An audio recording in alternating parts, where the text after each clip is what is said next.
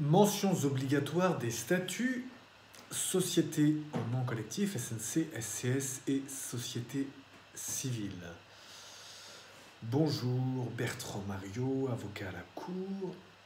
J'espère que vous allez bien. Nous continuons ici notre mini-série sur les conditions de la constitution des sociétés. L'acte constitutif des sociétés devra contenir certaines mentions obligatoires sous peine de nullité de la société. Comme vous le savez, s'agissant des sociétés en nom collectif, des sociétés SNC, des sociétés en commandite simple et des sociétés civiles, les mentions suivantes devront être présentes. La dénomination, 3 mentions. Premièrement, la dénomination de la société et son siège. Deuxièmement, l'objet de la société. Enfin, ça fait donc... Ça fait donc, j'interromps un petit peu les choses là, c'est pas grave, on improvise. Donc la dénomination de la société et son siège, donc ça fait donc en fait 4 éléments. Je viens de corriger en même temps, donc voilà. Donc la dénomination de la société, premièrement. Deuxièmement, son siège. Troisièmement, l'objet de la société. Et quatrièmement, enfin, la désignation des apports des associés.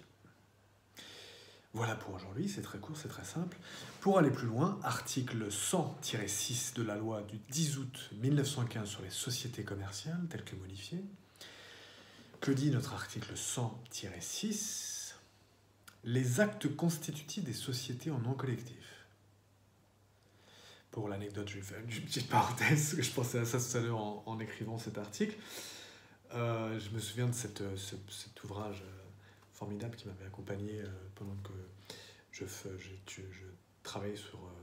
j'étudiais mon droit, voilà, j'avais l'intention de réussir mon droit. C'était l'ouvrage en question pour les gens qui nous écoutent, c'était « Je veux réussir mon droit » de Isabelle de Frénois-Soulot.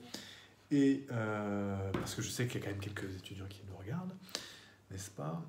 Et donc, cet article 100-6 que nous étions en train de citer, comme vous le savez, j'aime bien répéter les articles, et c'était un des conseils de cet auteur. Et elle citait aussi quelqu'un dont j'oublie le nom précisément. Elle citait un professeur qui disait que quand on lit du droit, il faut vraiment prendre son temps et il faut lire tout doucement pour vraiment imprégner les choses et puis même se répéter les choses dans sa tête. Donc voilà, ça me fait penser à ça un petit peu quand j'évoque avec vous certains pans du droit de manière précise, de manière in extenso sur les articles, etc. Et quand je les répète, voilà, petite parenthèse fermée pour nos amis étudiants, pour vous qui nous regardez notamment. Voilà, et pardon, une dernière petite parenthèse aussi à cet égard. Effectivement, comme vous le savez, je cherche constamment des stagiaires. Et même en période de coronavirus, ça n'empêche pas, on peut toujours travailler à distance, ça c'est clair, comme la période actuelle nous le montre bien. Donc pour l'instant, j'ai encore des disponibilités. Pour l'instant, j'ai des accords de principe de ma part pour août 2020, après du 11 au 29 mai aussi, et juillet 2020 aussi, mais sinon, pour l'instant, il y a encore des disponibilités, notamment pour septembre, par exemple, et voilà, j'ai aussi un accord de principe, il me semble, pour... enfin en tout cas oral de ma part, pour le début de l'année prochaine. Mais voilà. Mais sinon, voilà, il y a encore des disponibilités. Donc n'hésitez pas à me faire part de... Vous pouvez même, si vous remplissez les conditions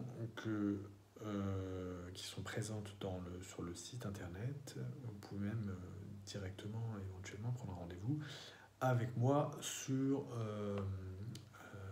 la page du cabinet sur Facebook ou dans la partie consultation du site internet. Voilà. Mais voilà. J'espère que je ne vais pas avoir trop de monde qui se met là-dessus, mais voilà, il faut vraiment remplir quand même les conditions pour qu'on puisse discuter plus en avant. Voilà, petite parenthèse fermée, on va juste continuer notre article 100-6 de la loi du 10 août 1915 sur les sociétés commerciales. tel que modifié, qui dispose donc les actes constitutifs des sociétés en nom collectif, des sociétés en commandite simple et les sociétés civiles doivent à peine de nullité contenir les indications suivantes. Premièrement, la dénomination de la société et son siège. Deuxièmement, l'objet de la société. Troisièmement, la désignation des apports des associés. Voilà pour notre article 100-6 de la loi de 1915 sur les sociétés commerciales. Bertrand Mariot, avocat à la Cour. À très bientôt.